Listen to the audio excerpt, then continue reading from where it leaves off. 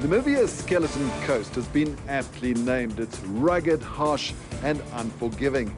And while Anette Grobler is no stranger to adventure, walking the entire Skeleton Coast on her own was going to be her greatest challenge ever.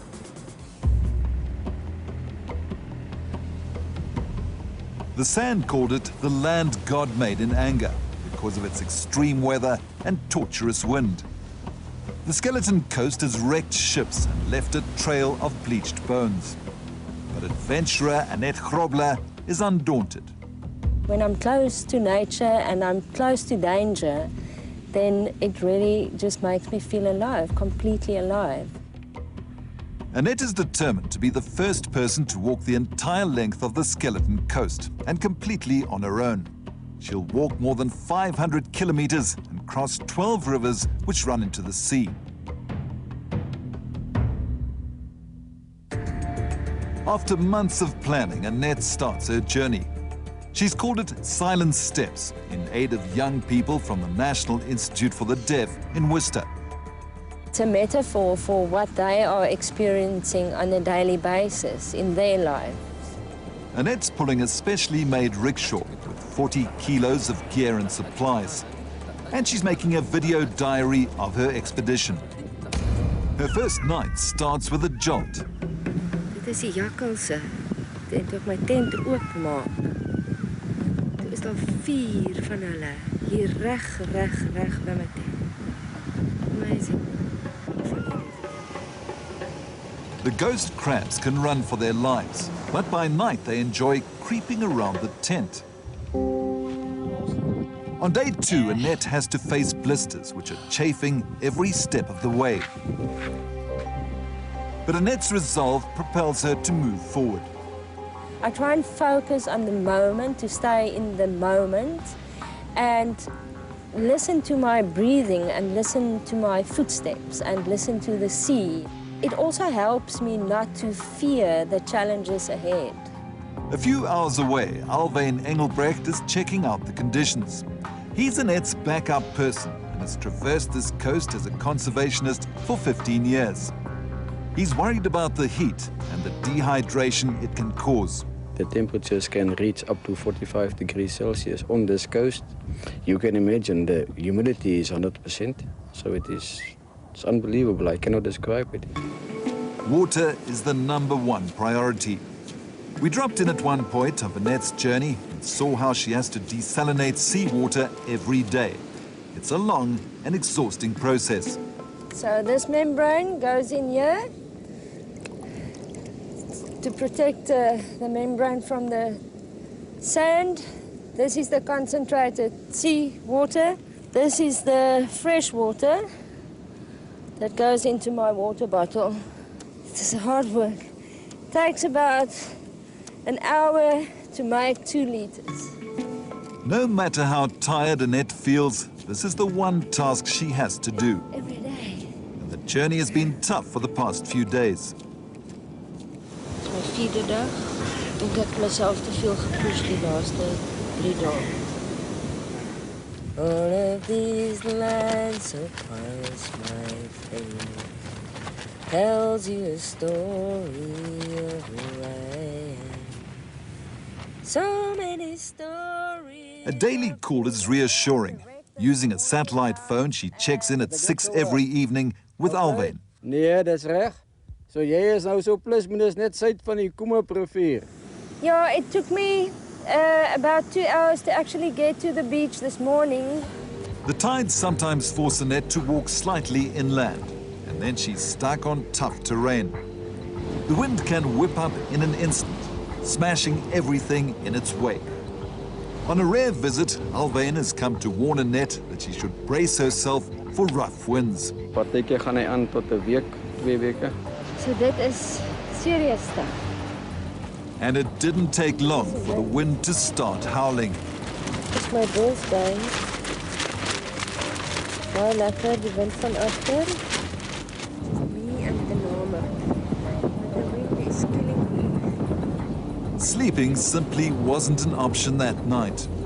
What is important is you You actually have to make friends with the biggest challenges, like the wind, for instance, because otherwise it will ruin the whole expedition. While Anette treks, Alwyn is checking out the spoor and tracks near this oasis. With the unprecedented rain, Annette's been warned that the desert lions may drink at the rivers she has to cross. If they are in this area, they will stay here until the river is a little bit drier before they move back inland again. She's also seen tracks, and she's afraid. It is scary. It is absolutely scary. Something in you tells you to start running. There's a brief respite near Moova Bay, conservation base on the Skeleton Coast. The wind has dropped, and she's had a chance to fish.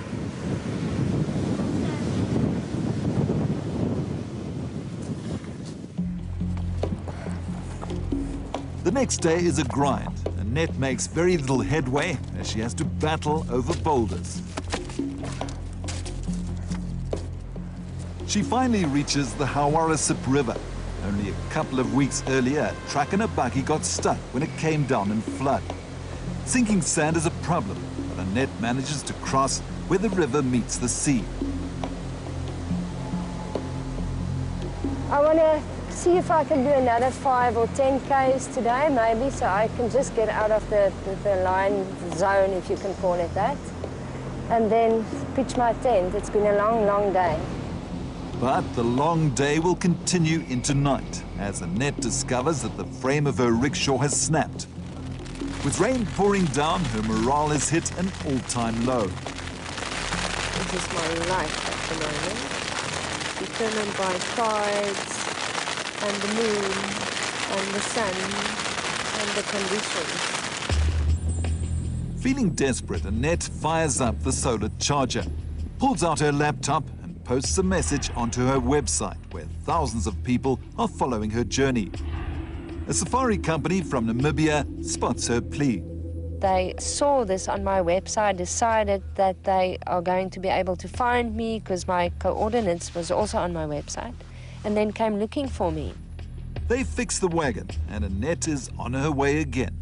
When you walk down the coast and you see all the shipwrecks, all the flotsam lying on the beach, you ask yourself, where does it come from? How did the people in the past survive when they was stranded on the coast or beached on the coast? Without our modern technology, you will not be able to survive. Annette was grateful for technology when she reached the spot where Dirk Hartmann had put up a beacon in 1885. He mapped the area with a crew of people, a camel and donkeys. But the gale force wind forced them to turn back. He didn't realize he was only 30 kilometers from the end. I was quite aware that this was the turning point for them, and I was going to be the first person to walk this last 30 kilometers to the Kunene.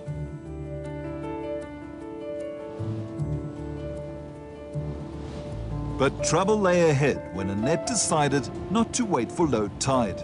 She looked for a hard surface to walk on and landed up 11 kilometers inland. It was so cold for 3 days. I didn't see the sun. It was misty and wet and windy, and that is when I fell sick.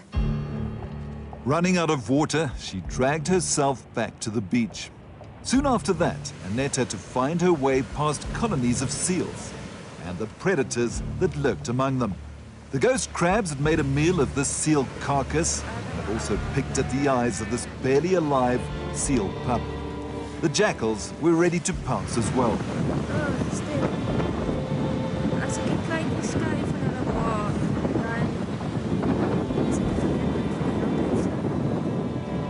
Still feeling sick and weak, Annette realized she could be next in line when a jackal kept circling her. The jackal just seemed to me that they sense when you are battling. I now have to pretend that I'm really strong and that I'm able to do this. With the end in sight, Annette pushed on. The last day, I was still walking. I was looking down, and I looked at the sea. I saw that it was turning brown and murky, and then realized that I was so close to the Kunene now. After 26 days of exhaustion and exhilaration, Annette's dream, she'd nurtured for 9 years, came true when she took her final silent steps. The Skeleton Coast being 65 million years old, it was just a humbling experience, and I felt so grateful for being able to do it.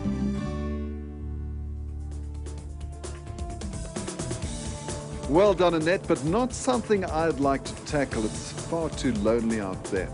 In our next story, you thought Flet was all about sandy beaches and cocktails at sunset, but right now it's a hotbed of political infighting.